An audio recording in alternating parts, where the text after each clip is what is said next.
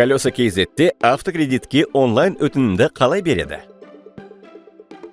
Өтінім беру үшін Колеса KZ'тен көлікті таңдап, кредитті есептеу деп басыңыз.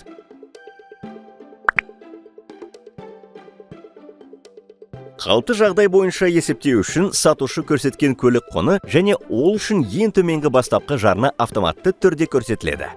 Егер сатушымен байланысы басқа баға туралы келіссеңіз, немесе жарнаны көбірек салғыңыз келсе, бұл соманы өзгертуге болады.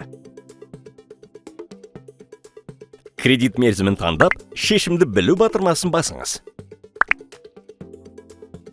Каспий KZ мобильді қосымшасына автоматты түрде өтесіз. Кірістер туралы ақпаратты толтырып, өтінім жолдау деп басыңыз. Шешім экранда 1 минуттың ішінде көрсетіледі.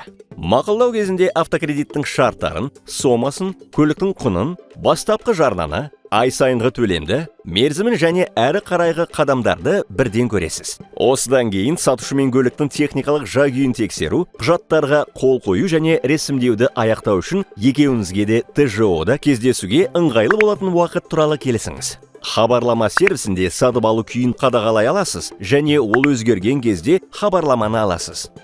Осылайша автокредитке онлайн өтінімді жеңіл әрі оңай беруге болады.